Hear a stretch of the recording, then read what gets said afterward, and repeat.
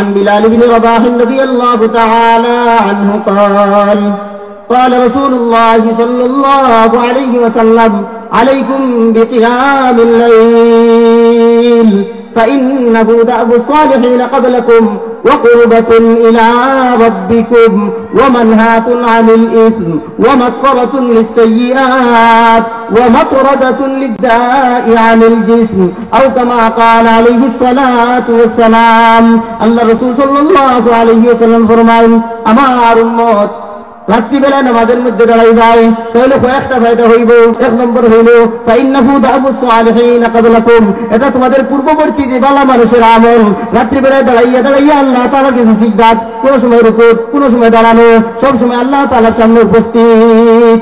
রাত্রিবেলায় পূর্ববর্তী ভালো মানুষ বলে নামাজ পড়ছেন। দুই নম্বর ওয়াকুরবাতুন ইলা রাব্বিকুম, তোমার প্রভুর নিকটবর্তী হওয়ার একটা মাধ্যম, আল্লাহ তাআলা নিকটবর্তী হওয়ার মাধ্যম।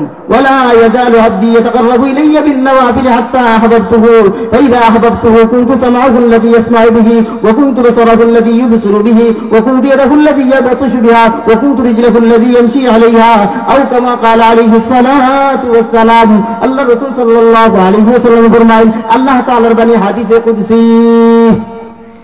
যে আমার বান্দা আমার নিকটবর্তী হইব নফল ইবাদতের মাধ্যমে।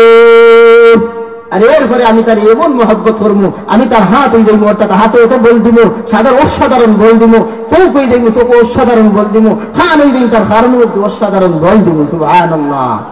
রাসূল সাল্লাল্লাহু আলাইহি ওয়াসাল্লাম ফরমায়েন, এই রাত্রিবেলা নামাজ পড়াইতে হইল কুরবাতুন ইলা রাব্বিকুম, আল্লাহ তাআলার নিকটবর্তী হওয়ার একটা মাধ্যম, আল্লাহ তাআলার নৈকট্য হাসিল করার একটা মাধ্যম। কুরবাতুন ইলা রাব্বিকুম, এরপরে ফরমায়েন ওয়া মানহাতুন আনিল ইসম, এর সাথে দুই কাজ, একটা হইল আল্লাহর নিকটবর্তী করব, দুই নম্বর হইল বলা ওয়া মানহাতুন আনিল ইসম, এবং গুনাহ থেকে বাঁচাইয়া রাখবো। সুবহানাল্লাহ। দুইটা কাম। টিকা দেন না ঘুরতেন তোরে, ছোট ছোট বাচ্চাদের তোরে টিকা দেন। টিকা দেন কিসের জন্য? রোদ প্রতিরোধের জন্য। এটা এক নম্বর হইল আল্লাহ তাআলা নিকটবর্তী হলো, দুই নম্বর হইল গুনাহ থেকে বাঁচাইয়া রাখবো, মানহাতুন আনিল ইসম, তিন নম্বর হইল মাগফিরাতুন লিস-সাইয়্যাত, গুনাহ যেগুলো আছে ওইগুলা মাফির মাধ্যম হইব।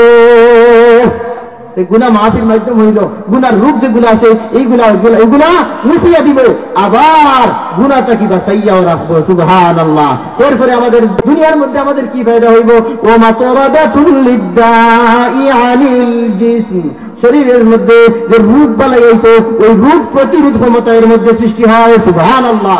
যেই মানুষের নামাজ রাত্রিবেলা নামাজ পড়বা, ওই রাত্রিবেলা নামাজ পড়ার কারণে রোগ প্রতিরোধ হইব শরীরটাকে, শরীরের মধ্যে রোগ থাকলে দূর হইব, আর রোগ আইয়া আরো সংমিশ্রণ হইতো নাই। সুবহানাল্লাহ। তাইলে রাত্রিবেলা নামাজ পড়তাম।